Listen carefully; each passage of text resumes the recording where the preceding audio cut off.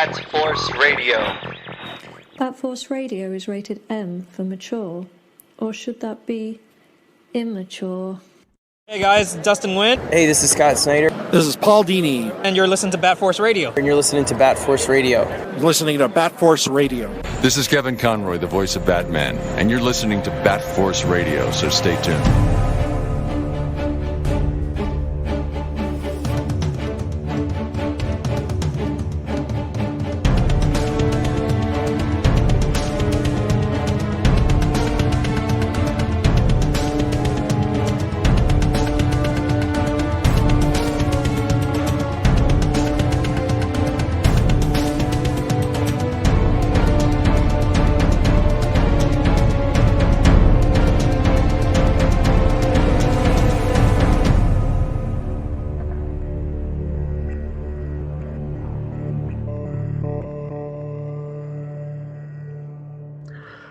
Welcome back to Bat Force Radio, the Batman and DC podcast with no limits.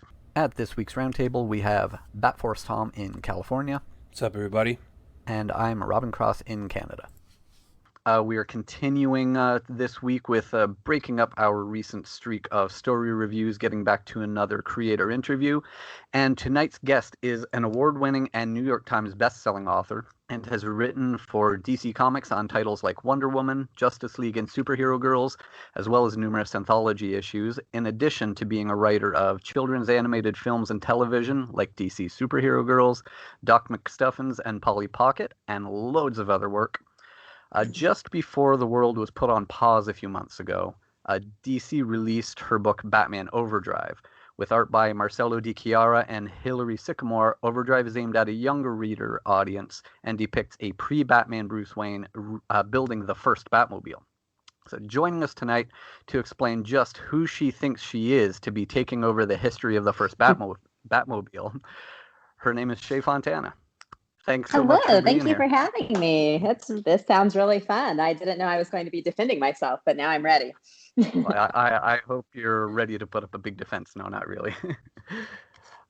So, yeah, you had this most recent book came out just before everything went crazy, but you have a long history. I had to, over the last couple months, I've been going back through more issues and realizing that I had read more and more that you've written through the DC time. But yeah, you, like I mentioned in the intro, you've been working television, I think even some film writing as well. Would you mind taking us through, where did all of this start? What was your first inspiration that made you want to get into writing and creating? Oh, goodness. I don't remember because I was so young. I've wanted to be a writer ever since I can really remember. And I was the kid in, grade school that was, while everybody else was, coming in with stories about the cat and the dog being friends or whatever. I had 15-page typed, manuscripts of all these ideas I had. So I, from a very young age, I really loved that side of creating. I was definitely a reader pretty early on. And so I think I took a lot of those things I was picking up from my reading and then trying to recreate them. I was basically doing fan fiction before fan fiction was a term that I knew. So I would read the, Little House on the Prairie or even the American Girls books. And then I would start writing my own stories. So from there, I grew up in a very, very small town. So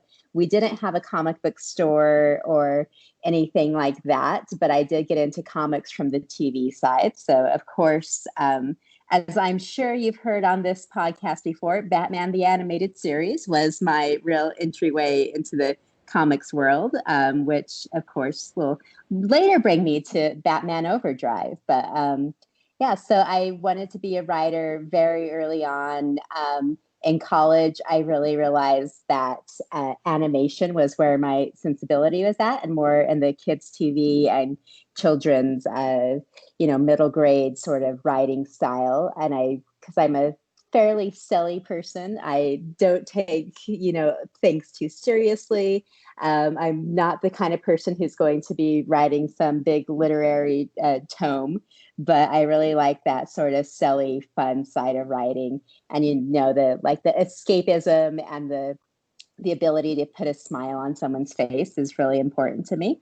So out of college, after studying writing there, I got an assistant job at an animation company, and it all went off from there. So from that, I was able to start writing some animation. And from the animation side, again, like getting into comics was how I got into the comic writing side. So I was doing the DC Superhero Girls animated. I had worked on like the brand Bible and the brand overview and all of the shorts that we had done early on. We did about, I think, 90 of those 3-minute shorts and a couple movies. And they had asked me if I would be interested in writing a graphic novel based on the DC Superhero Girls. And I was so excited to do that and so thrilled and had no idea how to do that. That was not a side of writing I had really looked into before. But the people at DC were amazing. Mike Carlin, especially Marie Javins, who edited the original DC Superhero Girls, were just so great about getting me up to speed on how comics were formatted and how you write them, and then letting me, really take my vision into those books. Well, so you had already sort of arrived onto the scene before you had any comics writing experience, so you just had to learn on the go. Yeah, so it was different than most people. It's a very odd career path into comics because, most people do start from doing the indie side and doing their own sort of comics and building their way up through the web comics world and all that stuff. And I just got thrown into the licensing world from the animation world. So I had no prior comics writing experience. I had never thought about writing comics. But I loved comics, and it was a really exciting opportunity for me to jump in there with those characters.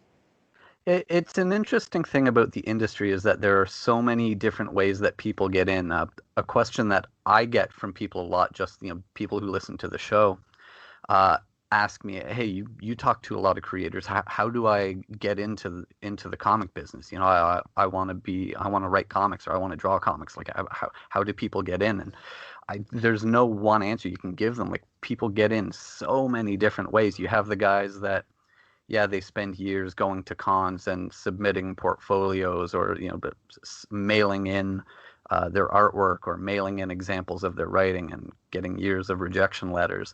But then you have those other people who get discovered by something else they wrote and are invited in, or someone who, like you said, you made your path with other writing and got in there. So yeah, you really can't tell anyone, oh, this is how you do it. You just have to. The best way is really just start creating. If you want to make comics, create whatever you can create and see if it can take you to that. Yeah, absolutely. So we get to that point. You're now writing Superhero Girls, and at what point do they start asking you to start taking on things like Wonder Woman and Justice League? And you also wrote, you did the Catwoman Looney Tunes crossover, and just all these things that you started popping up in. At what point in doing Superhero Girls did they say, "Hey, how about writing some of this other stuff"? That's a good question. Let me think about the timeline there. I had probably written 4 of the DC Superhero Girls graphic novels when they had reached out to me about doing that Justice League issue.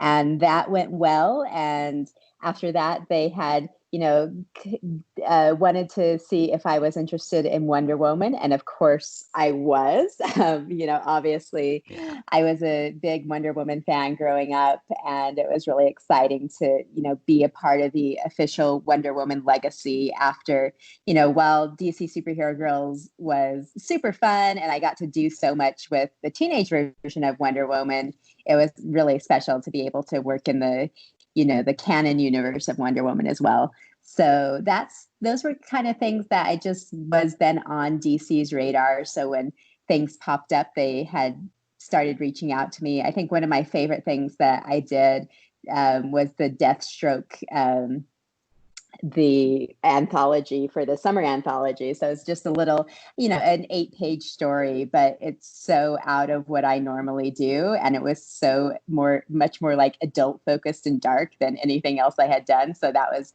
a really fun way to stretch my writing muscles. Do you have one that, now that you have been able to segue so much from the material that's directed at a younger audience and stepped more into the, as you mentioned, the canon kind of area, do you have one that you feel you prefer doing or that you feel comes more naturally to you? Oh, absolutely. More the middle grade and kids stuff is what really comes naturally to me. I think that's just where this kind of imaginative space that my brain lives in.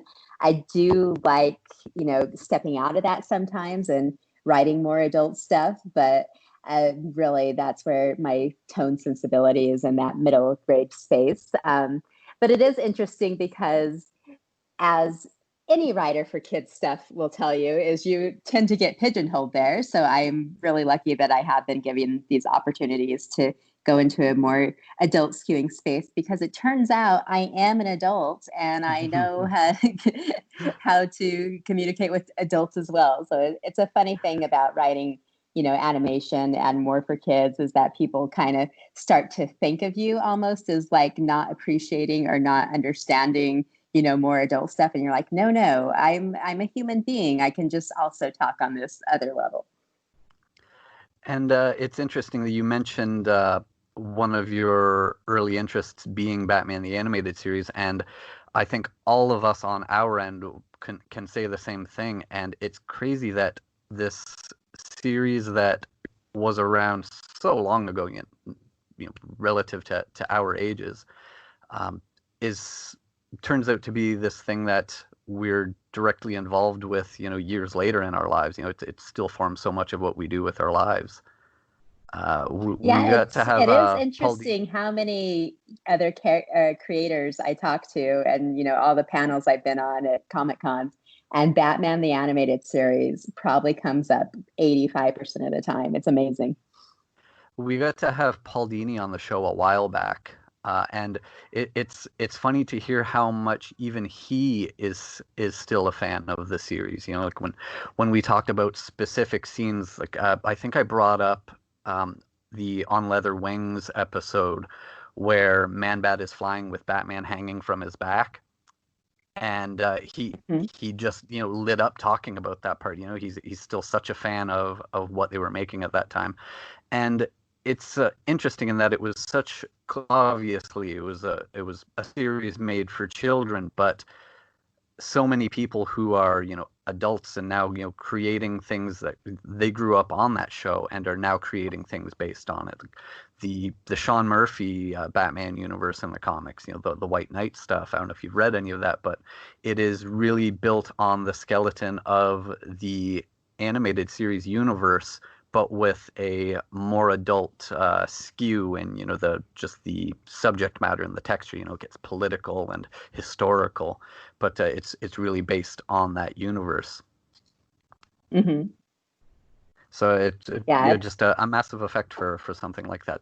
Just this cartoon that we watched. Hugely influential, and obviously where we get Harley Quinn as well as like probably the biggest character of the last 30 years to come out of the DC universe.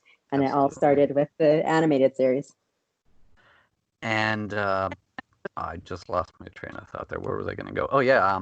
You brought up Harley Quinn. She's someone that already you've written a lot of. I think we're having a funny connection. With DC Superhero Girls, I got to write a lot of Harley, and she was absolutely my favorite character to write because she does have such a unique voice and a unique personality. She's really the best, and that all goes back to Batman the Animated Series and this kind of genius idea that they had to make this character who's so wacky and so out of the common mold for a sort of femme fatale sort of character that you usually see around Batman. And she was the opposite of all of that. And it's one thing for someone who grows up watching the animated series and being so inspired by that to get the opportunity just to write the character in comics, but you incorporated her into Overdrive, so you were writing your own original story with these characters and got to incorporate her in there. And you also got to do something that not everyone gets to do. You created your own character into the Batman mythos. Yes. So in Batman Overdrive, as you said, I got to use some of the classic characters from the Batman universe. So we have this sort of little girl gang who's around Batman all the time, and Bruce Wayne. And so it's Harley and Poison Ivy and Lady Shiva and Catwoman, of course. And then I did get to create this new character of Mateo Diaz, who is just such a joy to be able to work on. And our artist just brought so much warmth and friendliness to Mateo. So that's really what we were looking for in the character, is someone who is just so nice and so friendly and so obviously the best friend in the world for Bruce, that he would be the one person that Bruce couldn't totally block out as in his lonerhood. So yeah, creating Mateo was a huge joy for me. So where did the story of Overdrive come from? Was this something you pitched to DC that you wanted to do? Yes. So this all started, it's probably 3 years ago when they decided to launch the Zoom and Ink labels, and they were looking for more middle grade stuff. And because of my history with DC Superhero Girls, they reached out to me and was like, is there a character that you want to do? And they had a list of a couple that, had already been taken by other pitches and other creative teams. And I said immediately Batman, because he was my favorite character, absolutely top fan, growing up. And he was the one character that I really wanted to write that I didn't have the opportunity to write in DC Superhero Girls. So pretty quickly after I decided on Batman, I came to the idea of the Batmobile, because thinking in the sort of the middle grade reader space, you usually age up the characters a bit from where your readers are. So I was thinking of a Bruce Wayne who is, 15, 16 years old. And for me, the most important thing, my daydream every day as a 15-year-old was, being able to get a car and being able to drive. And of course, the Batmobile is such a huge part of Batman's mythology.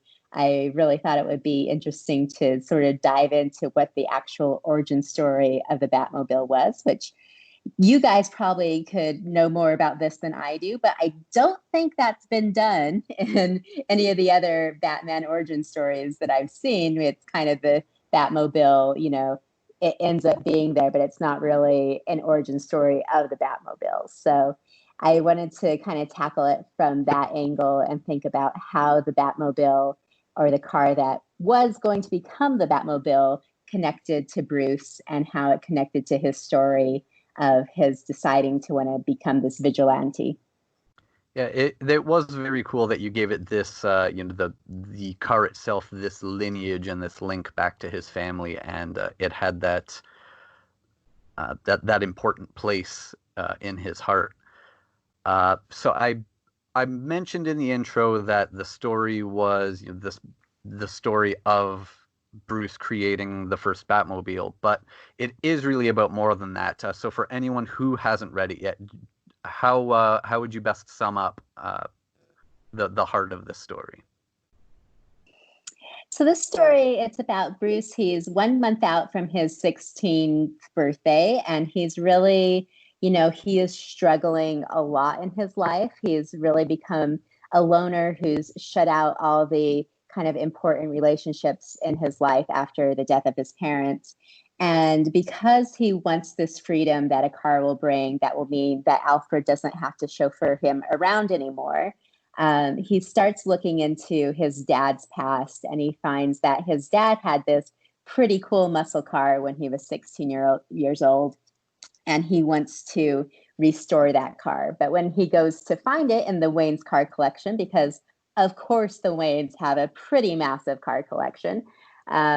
He finds that this one car that he wanted was actually wrecked by Thomas Wayne. And now it's his kind of mission in life. The one thing that he wants is to restore that car to its original condition. So it was just like his dad had it when his dad was 16.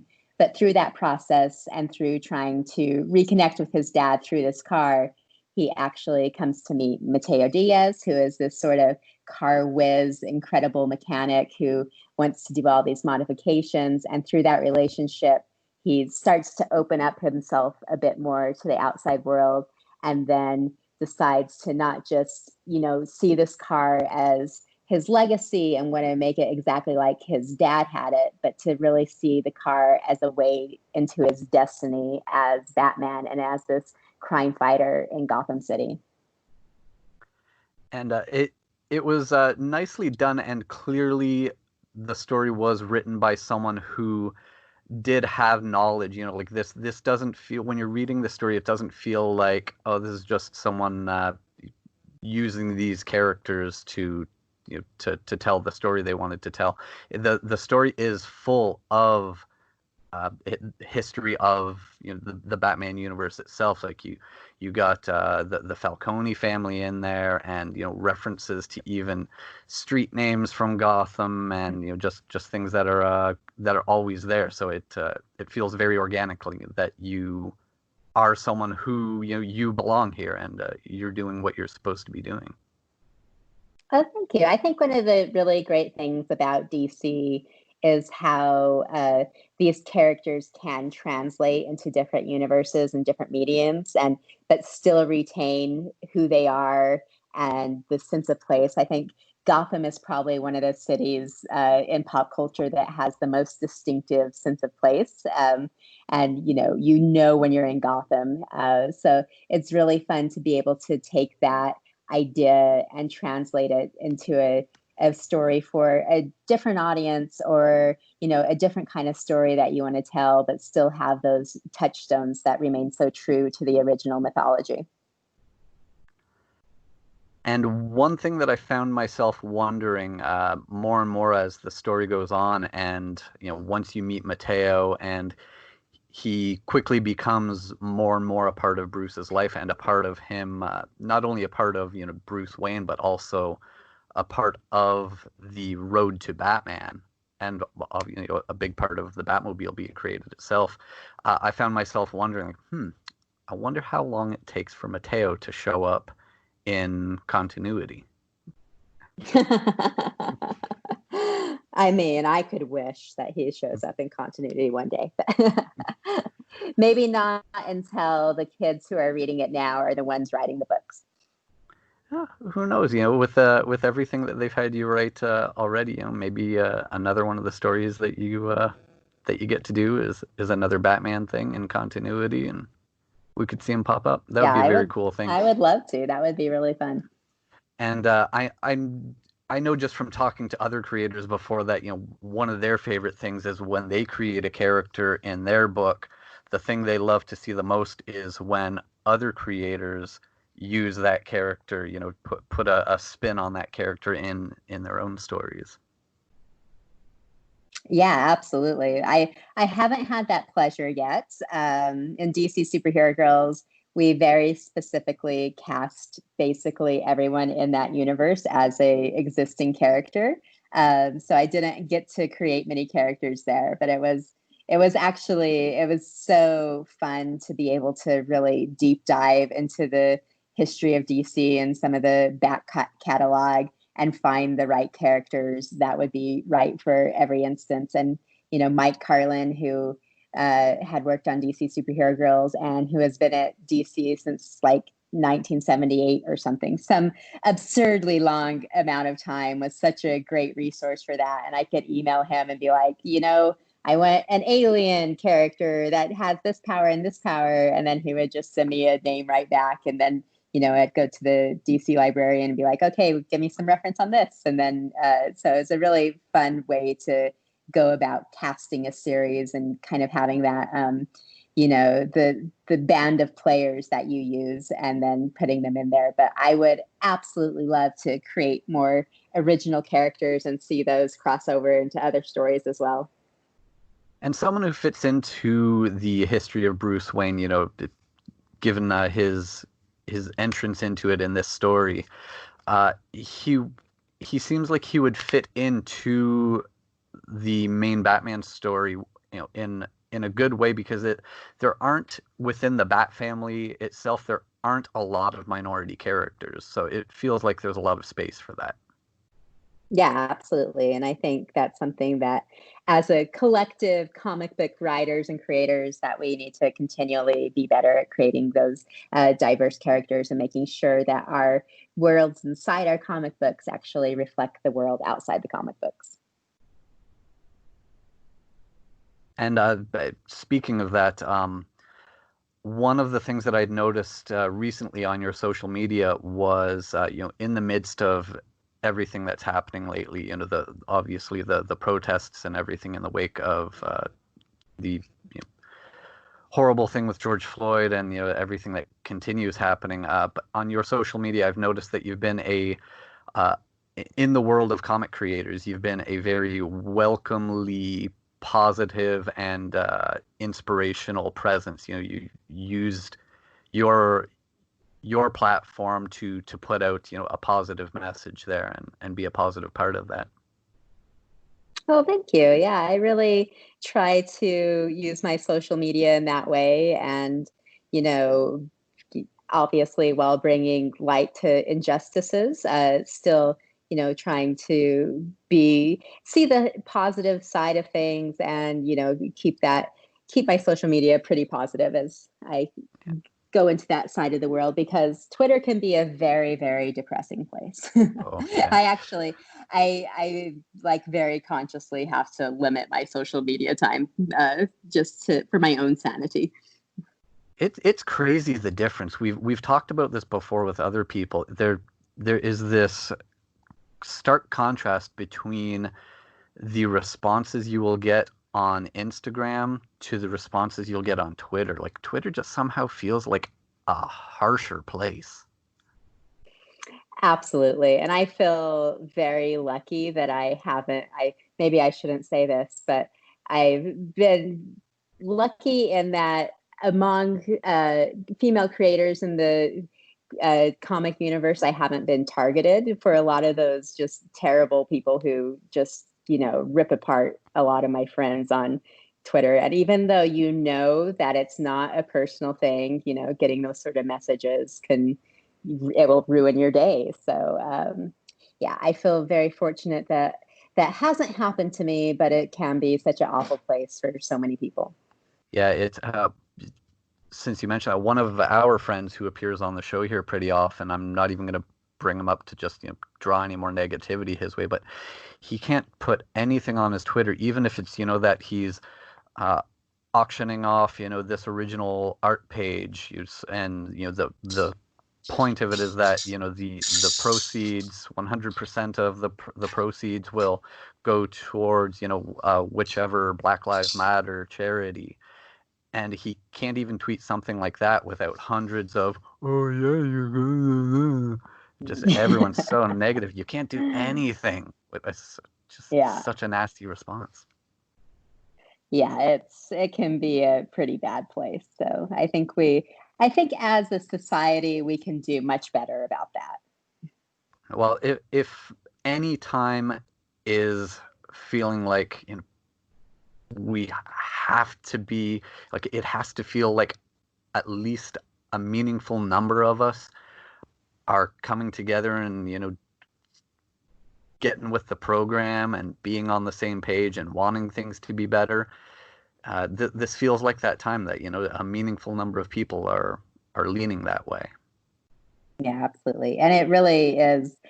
It can obviously be such a source of just bringing out the things that we need to know, and a way to spread information. But also, there's a good and a bad side. But I think it's just the more people understand how it works and understand that you do need to fact check things every once in a while. I think that would all be for the better. For sure.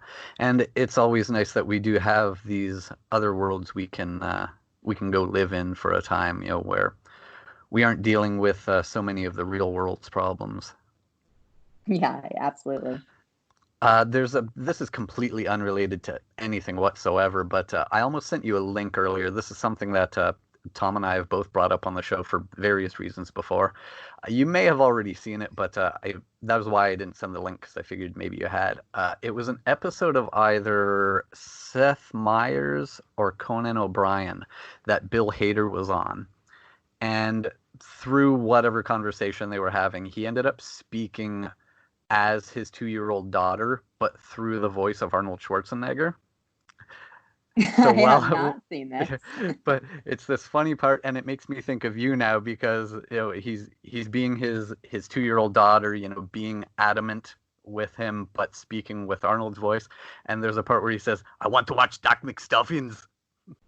And it's just a really funny part. I'll have to send that over so you can watch it. But so we've covered what you've already given to the comics world, to the DC world, the Batman mythos.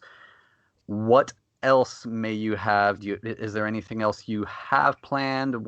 It can be, not even if it's something you can't talk about that is upcoming, but do you have more stories in mind that you would like to follow Overdrive with? I mean, I would love to do more in this universe with Bruce and Mateo and Selena. There isn't anything currently in the works, but I would definitely jump at the opportunity to do more of that. I have lots of things going on in the comics world that I can't talk about, as is the general NDAs of this world. But yeah, I have plenty more stories that will be coming at you soon. Awesome. Is there anything else that we should know about yet, or are we just waiting and seeing? That's largely what everything is right now, because with everything being put on hold for 2 or 3 months, there hasn't been a whole lot of room for news to come out. But is there anything that people should know, whether it's comics or not?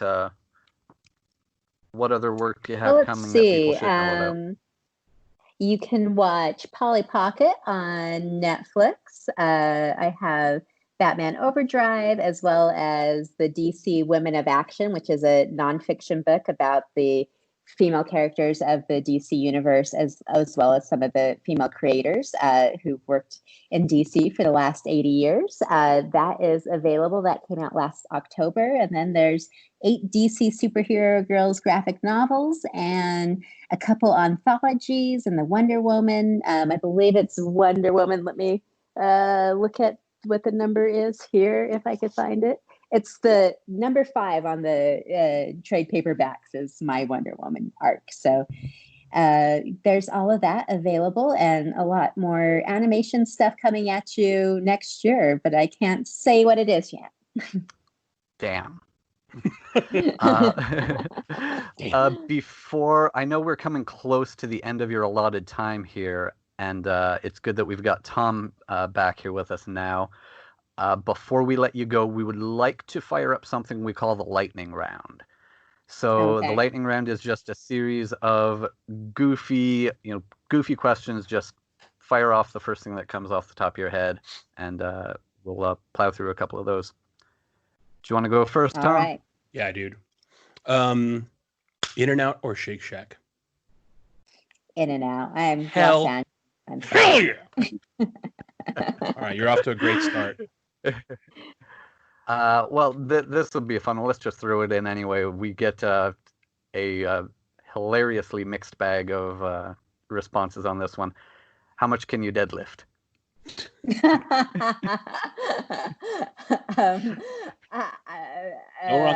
I can't give you an actual number, but I'm sure it's not very many. Although I will say, in high school, I did do the weightlifting class instead of gym. So there was a moment there where I could deadlift, but I I have no idea. I can deadlift my dog now. That's about it. You probably can't do much, but your form must be amazing, is what that sounds like. Yeah. Well, I'm sure you would it's great. you would be only the second qualified person we've had on the show. Then it's now you and Doug Mankey, who is a lifter. The only two who took Yeah, class. it was way better to do the weightlifting class than to have dodgeballs thrown at me. So I did that instead. I don't know if everyone's school had this or not, but my school had a pool. So it was an in-ground pool. Indoors inside the school. It was used for like swim meets and stuff like that. Our school always had a swim team, but so there always came the part of the year where we would do a week or 2 weeks, whatever, where gym class was a swimming course, and it was. Most of the days it was, learning, the teacher would show us this technique and like, okay, this is how you do it. This is what you do and what you don't do. And then you practice it. And, then it comes to races and stuff to see how well you're learning it.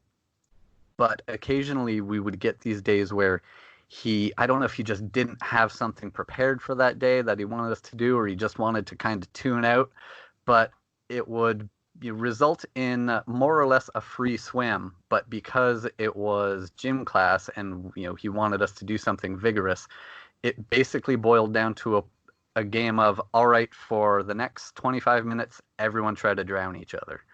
And it was just fight for your life and try not to die before the end of the period. Yeah, whoever stays alive wins. Exactly. Lord of the Flies in the school. So what's your preferred swim stroke now? Or do you feel like a very confident swimmer after that? I'm an accomplished doggy paddler. There you go. Nice. Survival. I got another question. Aside from Bill Hader, what is the most surprising or craziest person whose kids know your stuff? Oh, I'll say that Kevin Smith was always very, very complimentary on his podcast about DC Superhero Girls. I think when it first came out, he did like a 20-minute section on it, and that was the most thrilling thing in my life. That's awesome. Yeah, because he has a daughter. Yeah. So it's a big he has a daughter, and he's so into that kind of material and being able to bring these characters to a new generation. So he was like very effusive about it, and that really meant a lot to me. That's a good point, because he named you're his daughter Harley Quinn. Yeah. That's a good point, though. Like, I feel like we are such an amazing time for like I don't want to say it this way for kids, but like almost like a gateway drug to like bringing kids into these characters and stuff. Where, I mean, when we were kids, we had a couple of shows, but nothing like seriously aimed at us like they get now, with multiple storylines, multiple characters. It's awesome. Like, there's so many amazing books that you guys work on now that go directly to feeding the kids. Who, my son the other day was like, Daddy, Cyborg can do this, and Raven blah blah blah. I'm like, what? Like, just amazing the knowledge he has of these characters now. It's incredible. I've done so many Comic Cons and then had like a 6-year-old girl come up to me and be like, but why didn't Supergirl use her heat vision at this moment? And I'm like, because you should have written the story. I didn't even think about that. Like, it's pretty incredible what the kids can, especially at that age. They're so good at like retaining mythology information and being able to memorize the sort of stats of the characters. It's really incredible. And they have no filter, right? So they'll just step on your throat with a question that you're like, oh. Yeah, absolutely. Okay. You're like, well, I didn't think of that. That was a better idea. Yeah. Now you got to be careful to like not break people's hearts with the decisions that these characters make. It's so funny. Absolutely. Little kids. Okay, I'm going to throw another lightning round question. M&M's, plain, peanut, or peanut butter? Oh, peanut butter. Yes. Wow. Usually we don't ask that one. So that's like a... Yeah, I it's usually not one of the options because I don't usually throw out the M&M question. It's usually someone else. I include peanut butter because it's my favorite. Okay. Yeah, it's my favorite. It's not like the peanut M&Ms are just the worst version of peanut butter M&Ms. Can we hang up now? I also I enjoy an almond M&M if that's on the table. Oh, I don't think almonds, man. I feel like I haven't had that in forever. There's one that I can never find anymore. It was around for a very short window. It must have been around when one of the Transformers movies came out, because the M&M guys on the package had like Transformers cosplays on. But I forget what it was called, like something like Raspberry Crunch or something, but it tasted like a peanut butter and jam sandwich. Eee. And Okay. that was the best M&M I've ever had, but Very I just can't find interesting. them anymore. I'm not totally sold on it, but I'll let you have it. I got a good one. Or I had a good one. God, now we got on the M&M talk. Now I'm distracted. Oh my God, it was so good. Now I'm forgetting it. What was it? Tom's getting the chocolate. It is a good one. Okay, I got it. Okay. Friends or Seinfeld? Friends. See? There you go. Tells a lot about someone's I'm personality. not saying it's the better show, but it's the one I'm more likely to stop and watch. Well, you are saying it's a better show, so how dare you? But no, it's funny because that's like, oh, you know what? I'll throw it even further back. I'll just ask in general. Do you have a favorite sitcom? Frasier. Oh my! I was about to ask like something or Cheers. Do you prefer Frasier over? I never watched Cheers though, so okay. I've only seen the Frasier version of Frasier. If And you go, I yeah. loved it because it's such a silly comedy of errors in every single episode. Like the way they heighten the comedy, like, and everybody's just making the worst decisions. Oh yeah, it's pretty funny. They're all just super neurotic. Everyone's so neurotic. And they're so highbrow, but you have these Yeah. very not highbrow things happening to them. Exactly. Yeah. Well, Cheers is really good, but I mean, yeah, he's Frasier's on it, and he's totally Frasier on the show. But you know, he went crazy on his own show, and they just show like the depths of his like mind and stuff. It's great. But yeah, I mean, if you like Frasier, you like Cheers. So if you got time to kill and you want to binge a show, here you go. Yeah, I'll have to go back and watch Cheers one of these days. Who is your favorite X-Men? Ooh, my favorite X-Men. I mean, as a kid, I would say Storm. Yeah, I'll go with that. Very nice. Okay, that's a good one. She's very powerful. Very underrated, in my opinion. Since we were talking so much about your DC work, what DC character that you have not been able to write yet would you most like to write? That's a very difficult question because I have gotten to write so many of them with DC Superhero Girls. I think we had 70 characters that was listed in the Bible. Wow. And then between the Justice League issue and Batman Overdrive, I've really hit all the main ones. So yeah, I can't think of any that I haven't written that I would write more of. Awesome. There's definitely, I mean, there were fun characters that we got to, you know, have briefly in DC Superhero Girls that I would like to do more of. Like Lobo was just he's a hilarious character to write.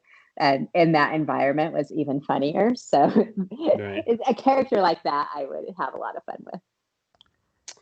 You mentioned writing the show Bible, and that was something that I forgot I wanted to bring up.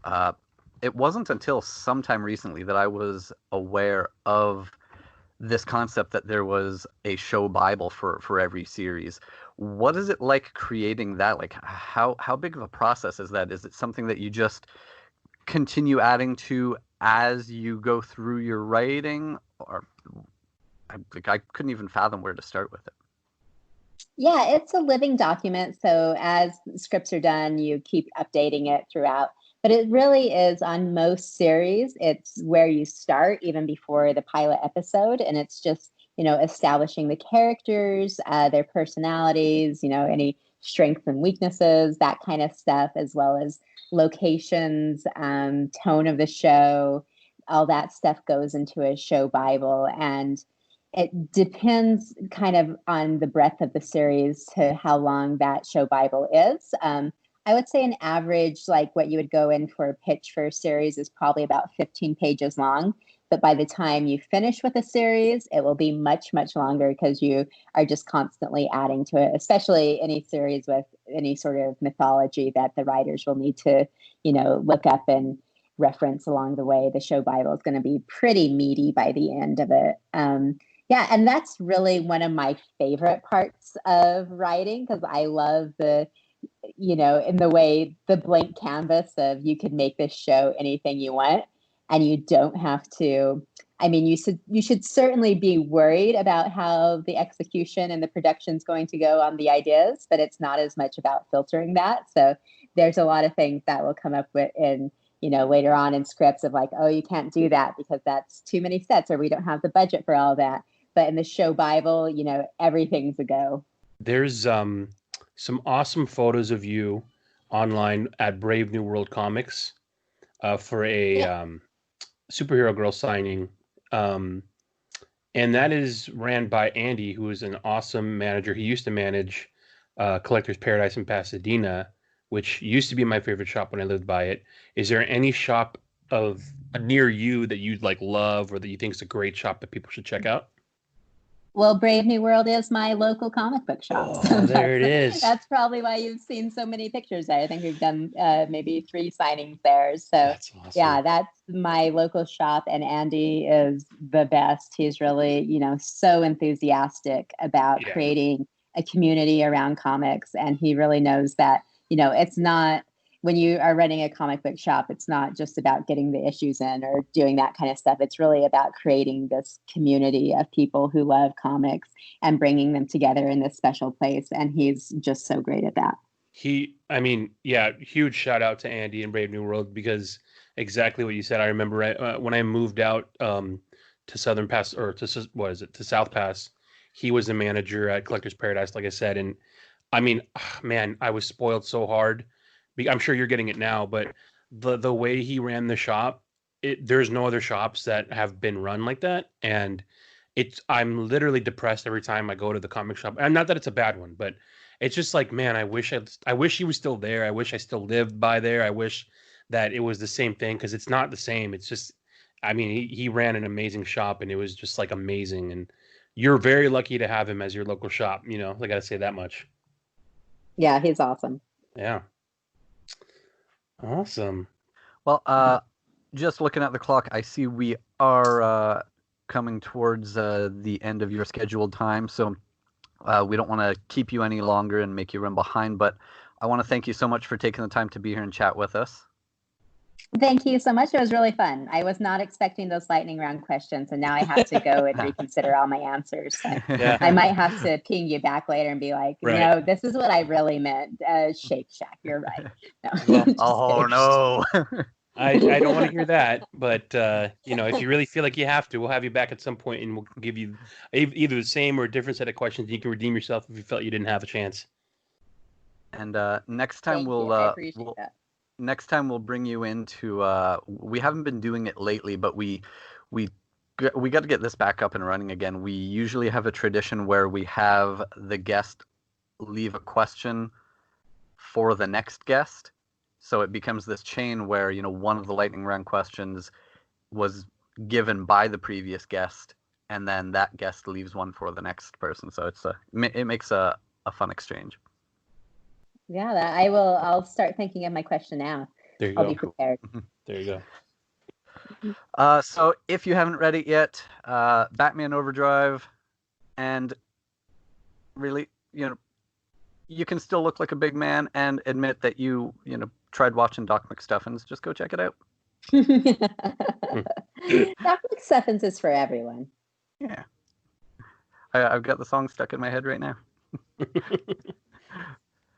But thank you so much. That'll do it for this week. Shea Fontana, check out her work and watch for these mystery things that she was not allowed to talk about coming up soon. Thank you guys so much. It was really fun.